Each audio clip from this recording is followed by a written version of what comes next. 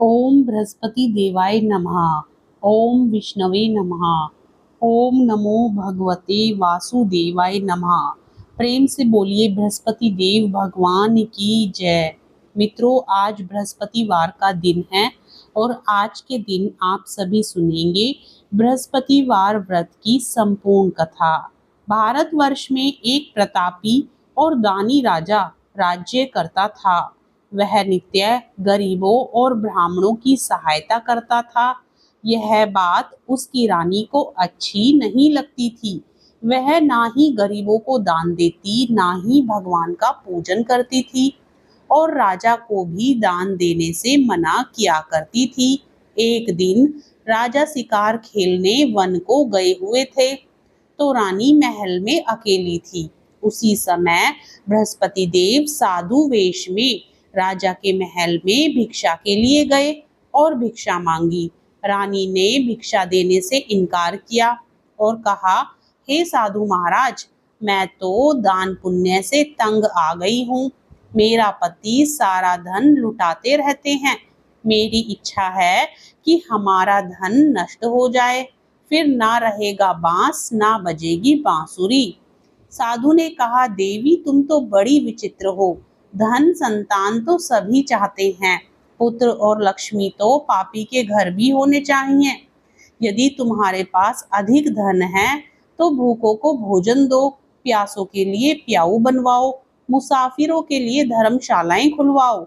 जो निर्धन अपनी कुंवारी कन्याओं का विवाह नहीं कर सकते, उनका विवाह करा दो। ऐसे और कई काम हैं जिनके करने से तुम्हारा यश लोक परलोक में फैलेगा। परंतु रानी पर उपदेश का कोई प्रभाव न पड़ा। वह बोली, महाराज आप मुझे कुछ न समझाएं। मैं ऐसा धन नहीं चाहती जो हर जगह बांटती फिरूं। साधु ने उत्तर दिया, यदि तुम्हारी ऐसी इच्छा है तो तथास्तु। तुम ऐसा करना कि बृहस्पतिवार को घर लीपकर पीली मिट्टी से अपना सिर धोकर स्नान करना, भट्टी चढ़ाकर कपड़े धोना। ऐसा करने से आपका सारा धन नष्ट हो जाएगा। इतना कहकर वह साधु महाराज वहां से आलोप हो गए।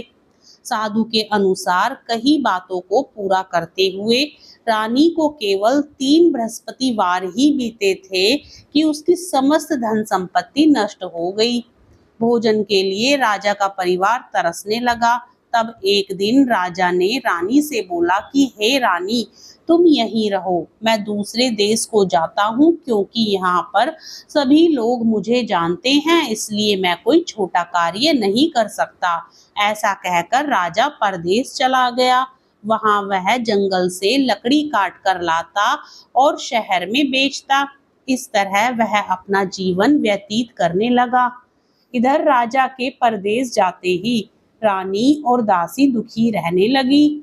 एक बार जब रानी और दासी को 7 दिन तक बिना भोजन के रहना पड़ा, तो रानी ने अपनी दासी से कहा, हे दासी, पास ही के नगर में मेरी बहन रहती है।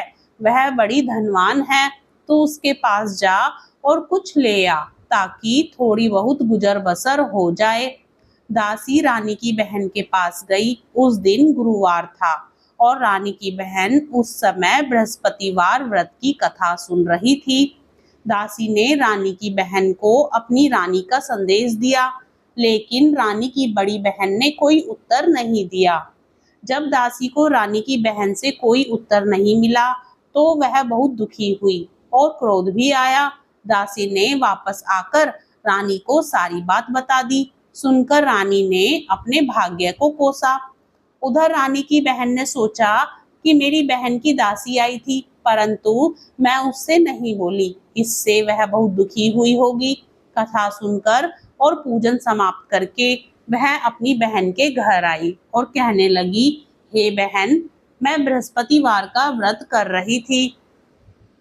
तुम्हारी दासी मेरे घर आई थी, परंतु जब तक कथा होती है तब तक ना तो उठते हैं और ना ही बोलते हैं, इसलिए मैं नहीं बोली। कहो दासी क्यों गई थी?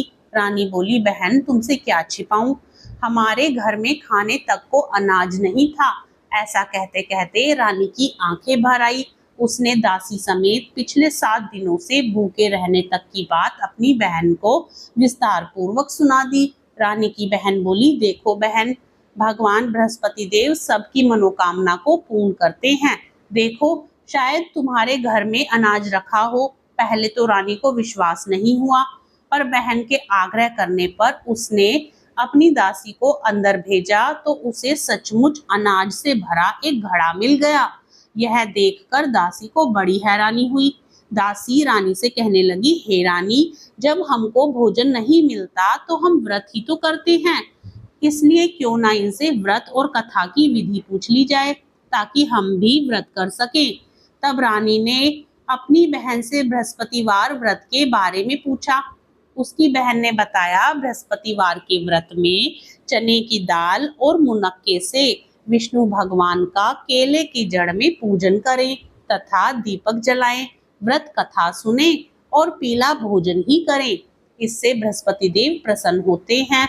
व्रत और पूजन विधि बताकर रानी की बहन अपने घर को लौट गई। 7 दिन के बाद जब गुरुवार आया तो रानी और दासी ने व्रत रखा। घुड़साल में जाकर चना और गुड़ लेकर आई, फिर उससे केले की जड़ तथा विष्णु भगवान का पूजन किया। अब पीला भोजन कहाँ से आए, इस बात को लेकर दोनों बहुत दुखी थी, क्योंकि उन्होंने व्रत रखा था, इसलिए बृहस्पति देव भगवान उनसे प्रसन्न थे। इसलिए वे एक साधारण व्यक्ति का रूप धारण कर 2 थालों में सुंदर पीला भोजन दासी को दे गए। भोजन पाकर दासी प्रसन्न हुई और फिर रानी के साथ मिलकर भोजन ग्रहण किया। उसके बाद वे सभी गुरुवार को व्रत और पूजन करने लगी। बृहस्पति भगवान की कृपा से उनके पास फिर से धन संपत्ति आ गई, परंतु रानी फिर से पहले की तरह आलस्य करने लगी। तब दासी बोली, देखो रानी, तुम पहले भी इस प्रकार आलस्य करती थी। तुम्हें धन रखने में कष्ट होता था, इस कारण सभी धन नष्ट हो गया, और अब जब भगवान बृहस्पति की कृपा से धन मिला है तो तुम्हें फिर से आलस्य होता है। रानी को समझाते हुए दासी कहती है कि बड़ी मुसीबतों के बाद हमने यह धन पाया है, इसलिए हमें दान पुण्य करना चाहिए, भूखे मनुष्यों को भोजन कराना चाहिए और धन को शुभ कार्यों में खर्च करना चाहिए, जिससे तुम्हारे कुल का यश बढ़ेगा, स्वर्ग की प्राप्ति होगी और पितृ प्रसन्न होंगे। दासी की बात मानकर रानी अपना धन शुभ कार्यों में खर्च करने लगी, जिससे पूरे नगर में उसका यश फैलने लगा। एक दिन राजा दुखी होकर जंगल में एक पेड़ के नीचे आसन जमाकर बैठ गया। वह अपनी दशा को याद करके व्याकुल होने लगा। बृहस्पतिवार का दिन था। एकाएक उसने देखा कि निर्जन वन में एक साधु प्रकट हुए। वह साधु वेश में स्वयं बृहस्पति देवता थे। लकड़हारे के सामने आकर बोले, हे लकड़हारे, इस सुनसान जंगल में तू चिंता मग्न क्यों बैठा है? लकड़हारे ने दोनों हाथ जोड़कर प्रणाम किया और उत्तर दिया, महात्मा जी, आप सब कुछ जानते हैं, मैं क्या कहूँ। यह कहकर रोने लगा और साधु को अपनी आत्मकथा सुनाई। महात्मा जी ने कहा, तुम्हारी स्त्री ने बृहस्पतिवार के दिन बृहस्पति भगवान का निरादर किया है, जिसके कारण रुष्ट होकर उन्होंने तुम्हारी यह दशा कर दी। अब तुम चिंता को दूर करके मेरे कहने पर चलो तो तुम्हारे सब कष्ट दूर हो जाएंगे और भगवान पहले से भी अधिक संपत्ति देंगे। तुम बृहस्पतिवार के दिन कथा किया करो। 2 पैसे के चने मुनक्का लाकर उसका प्रसाद बनाओ और शुद्ध जल से लोटे में शक्कर मिलाकर अमृत तैयार करो। कथा के पश्चात अपने सारे परिवार और सुनने वाले प्रेमियों में अमृत व प्रसाद बांटकर आप भी ग्रहण करो। ऐसा करने से भगवान तुम्हारी सब मनोकामनाएं पूरी करेंगे। साधु के ऐसे वचन सुनकर लकड़हारा बोला, हे प्रभु, मुझे लकड़ी बेचकर इतना पैसा नहीं मिलता जिससे भोजन के उपरांत कुछ बचा सको। मैंने रात्रि में अपनी स्त्री को व्याकुल देखा है। मेरे पास कुछ भी नहीं जिससे मैं उसकी खबर मंगा सकूं। साधु ने कहा, हे लकड़हारे, तुम किसी बात की चिंता मत करो। बृहस्पतिवार के दिन तुम रोजाना की तरह लकड़ियां लेकर शहर को जाओ। तुमको रोज से दुगना धन प्राप्त हो जाएगा, जिससे तुम भली भांति भोजन कर लोगे तथा बृहस्पति देव की पूजा का सामान भी आ जाएगा। इतना कहकर साधु अंतर्ध्यान हो गए। धीरे धीरे समय व्यतीत होने पर फिर वही बृहस्पतिवार का दिन आया। लकड़हारा जंगल से लकड़ी काटकर किसी शहर में बेचने गया। उसे उस दिन और दिन से अधिक पैसा मिला। राजा ने चना गुड़ आदि लाकर गुरुवार का व्रत किया। उस दिन से उसके सभी कलेश दूर हुए। परंतु जब दोबारा से गुरुवार का दिन आया तो बृहस्पतिवार का व्रत करना भूल गया। इस कारण बृहस्पति भगवान नाराज हो गए। उस दिन उस नगर के राजा ने विशाल यज्ञ का आयोजन किया तथा शहर में यह घोषणा करा दी कि कोई भी मनुष्य अपने घर में भोजन ना बनावे, ना आग जलावे। समस्त जनता मेरे यहाँ भोजन करने आवे। इस आज्ञा को जो ना मानेगा उसे फांसी की सजा दी जाएगी। इस तरह की घोषणा संपूर्ण नगर में करवा दी गई। राजा की आज्ञा अनुसार शहर के सभी लोग भोजन करने गए, लेकिन लकड़हारा कुछ देर से पहुंचा, इसलिए राजा उसको अपने साथ घर लिवा ले गए और ले जाकर भोजन करा रहे थे तो रानी की दृष्टि उस खूंटी पर पड़ी जिस पर उसका हार लटका हुआ था।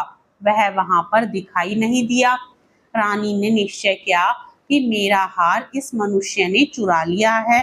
उसी समय सिपाहियों को बुलाकर उसको कारागार में डलवा दिया। जब लकड़हारा कारागार में पड़ गया और बहुत दुखी होकर विचार करने लगा कि ना जाने कौन से पूर्व जन्म के कर्म से मुझे यह दुख प्राप्त हुआ है, और उसी साधु को याद करने लगा जो कि जंगल में मिला था। उसी समय तत्काल बृहस्पति देव साधु के रूप में प्रकट हुए और उसकी दशा को देखकर कहने लगे, अरे मूर्ख, तूने बृहस्पति देव की कथा नहीं करी, इस कारण तुझे दुख प्राप्त हुआ है। अब चिंता मत कर। बृहस्पतिवार के दिन कारागार के दरवाजे पर 4 पैसे पड़े मिलेंगे।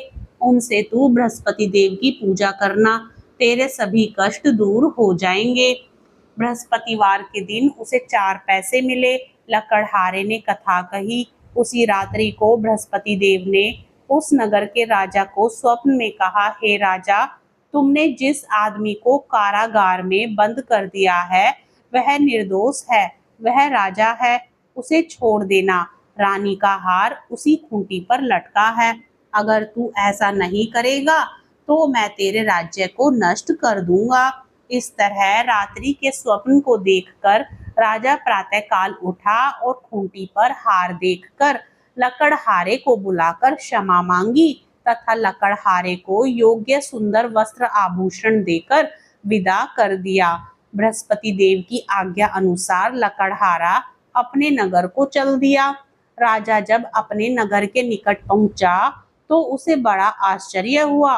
नगर में पहले से अधिक बाग, तालाब, कुएं तथा बहुत सी धर्मशाला, मंदिर आदि बन गई हैं। राजा ने पूछा, यह किसका बाग और धर्मशाला है? तब नगर के सब लोग कहने लगे, यह सब रानी और बांदी के हैं। तो राजा को आश्चर्य हुआ और गुस्सा भी आया। जब रानी ने यह खबर सुनी कि राजा आ रहे हैं तो उन्होंने बांदी से कहा कि हे दासी, देख, राजा हमको कितनी बुरी हालत में छोड़ गए थे। हमारी ऐसी हालत देखकर वह लौट न जाए, इसलिए तू दरवाजे पर खड़ी हो जा। आज्ञा अनुसार दासी दरवाजे पर खड़ी हो गई। राजा आए तो उन्हें अपने साथ लिवा लाई। तब राजा ने क्रोध करके अपनी रानी से पूछा कि यह धन तुम्हें कैसे प्राप्त हुआ है? तब उन्होंने कहा, हमें यह सब धन बृहस्पति देव के इस व्रत के प्रभाव से प्राप्त हुआ है। राजा ने निश्चय किया कि 7 रोज बाद तो सभी बृहस्पति देव का पूजन करते हैं, परंतु मैं प्रतिदिन दिन में 3 बार कहानी तथा रोज व्रत किया करूंगा। अब हर समय राजा के दुपट्टे में चने की दाल बंधी रहती तथा दिन में 3 बार कहानी कहता। एक रोज राजा ने विचार किया कि चलो अपनी बहन के यहाँ हो आवे। इस तरह निश्चय कर राजा घोड़े पर सवार हो अपनी बहन के यहाँ को चलने लगा। मार्ग में उसने देखा कि कुछ आदमी एक मुर्दे को लिए जा रहे हैं। उन्हें रोककर राजा कहने लगा, अरे भाइयों, मेरी बृहस्पति देव की कथा सुन लो। वे बोले, लो, हमारा तो आदमी मर गया है, इसको अपनी कथा की पड़ी है। परंतु कुछ आदमी बोले, अच्छा कहो, हम तुम्हारी कथा भी सुनेंगे। राजा ने दाल निकाली और जब कथा आधी हुई थी कि मुर्दा हिलने लग गया, और जब कथा समाप्त हो गई तो राम राम करके मनुष्य उठकर खड़ा हो गया। आगे मार्ग में उसे एक किसान खेत में हल चलाता मिला। राजा ने उसे देख और उससे बोले, अरे भैया, तुम मेरी बृहस्पतिवार की कथा सुन लो। किसान बोला, जब तक मैं तेरी कथा सुनूंगा तब तक 4 हरैया जोत लूंगा। जा अपनी कथा किसी और को सुनाना। इस तरह राजा आगे चलने लगा। राजा के हटते ही बैल पछाड़ खाकर गिर गए तथा किसान के पेट में बड़ी जोर का दर्द होने लगा। उस समय उसकी माँ रोटी लेकर आई। उसने जब यह देखा तो अपने पुत्र से सब हाल पूछा और बेटे ने सभी हाल कह दिया। तो बुढ़िया दौड़ी दौड़ी उस घुड़सवार के पास गई और उससे बोली कि मैं तेरी कथा सुनूंगी, तू अपनी कथा मेरे खेत पर चलकर ही कहना। राजा ने बुढ़िया के खेत पर जाकर कथा कही, जिसके सुनते ही वह बैल उठ खड़े हुए तथा किसान के पेट का दर्द भी बंद हो गया। राजा अपनी बहन के घर पहुंचा। बहन ने भाई की खूब मेहमानी की। दूसरे रोज प्रातःकाल राजा जगा तो वह देखने लगा कि सब लोग भोजन कर रहे हैं। राजा ने अपनी बहन से कहा, ऐसा कोई मनुष्य है जिसने भोजन नहीं किया हो, मेरी बृहस्पतिवार की कथा सुन ले। बहन बोली, हे भैया, यह देश ऐसा ही है कि पहले यहाँ लोग भोजन करते हैं, बाद में अन्य काम करते हैं। अगर कोई पड़ोस में हो तो देख आऊं। वह ऐसा कहकर देखने चली गई, परंतु उसे कोई ऐसा व्यक्ति नहीं मिला जिसने भोजन ना किया हो। अतः वह एक कुम्हार के घर गई जिसका लड़का बीमार था। उसे मालूम हुआ कि उनके यहाँ 3 रोज से किसी ने भोजन नहीं किया है। रानी ने अपने भाई की कथा सुनने के लिए कुम्हार से कहा। वह तैयार हो गया। राजा ने जाकर बृहस्पतिवार की कथा कही, जिसको सुनकर उसका लड़का ठीक हो गया। अब तो राजा की प्रशंसा होने लगी। एक रोज राजा ने अपनी बहन से कहा कि हे बहन, हम अपने घर को जाएंगे, तुम भी तैयार हो जाओ। राजा की बहन ने अपनी सास से कहा। सास ने कहा, हाँ चली जा, परंतु अपने लड़कों को मत ले जाना, क्योंकि तेरे भाई की कोई औलाद नहीं है। बहन ने अपने भैया से कहा, हे भैया, मैं तो चलूंगी, पर कोई बालक नहीं जाएगा। राजा बोला, जब कोई बालक नहीं चलेगा तब तुम ही क्या करोगी। बड़े दुखी मन से राजा अपने नगर को लौट आया। राजा ने अपनी रानी से कहा, हम निर्वंशी हैं, हमारा मुंह देखने का धर्म नहीं है और भोजन आदि भी नहीं किया। रानी बोली, हे प्रभु, बृहस्पति देव ने हमें सब कुछ दिया है, वह हमें औलाद भी अवश्य देंगे। उसी रात को बृहस्पति देव ने राजा से स्वप्न में कहा, हे राजा, उठ, सभी सोच त्याग दे, तेरी रानी गर्भ से है। राजा को यह बात सुनकर बड़ी खुशी हुई। 9वें महीने में उसके गर्भ से एक सुंदर पुत्र पैदा हुआ। तब राजा बोला, हे रानी, स्त्री बिना भोजन के रह सकती है, पर बिना कहे नहीं रह सकती। जब मेरी बहन आए तो तुम उससे कुछ कहना मत। रानी ने सुनकर हाँ कर दिया। जब राजा की बहन ने यह शुभ समाचार सुना तो वह बहुत खुश हुई तथा बधाई लेकर अपने भाई के यहाँ आई। तभी रानी ने कहा, घोड़ा चढ़कर तो नहीं आई, गधा चढ़ी आई। राजा की बहन बोली, भाभी, मैं इस प्रकार ना कहती तो तुम्हें औलाद कैसे मिलती। बृहस्पति देव ऐसे ही हैं, जैसी जिसके मन में कामनाएं हैं सभी को पूर्ण करते हैं। जो सद्भावना पूर्वक बृहस्पतिवार का व्रत करता है एवं कथा पढ़ता है अथवा सुनता है और दूसरों को सुनाता है, बृहस्पति देव उसकी सभी मनोकामना पूर्ण करते हैं। भगवान बृहस्पति देव उसकी सदैव रक्षा करते हैं। संसार में जो मनुष्य सद्भावना से भगवान जी का पूजन व्रत सच्चे हृदय से करते हैं तो उनकी सभी मनोकामनाएं पूर्ण करते हैं। जैसी सच्ची भावना से रानी और राजा ने उनकी कथा का गुणगान किया तो उनकी सभी इच्छाएं बृहस्पति देव जी ने पूर्ण की थी। इसलिए पूर्ण कथा सुनने के बाद प्रसाद लेकर जाना चाहिए। हृदय से उसका मनन करते हुए जयकारा बोलना चाहिए। प्रेम से बोलिए बृहस्पति देव भगवान की जय, भगवान विष्णु की जय।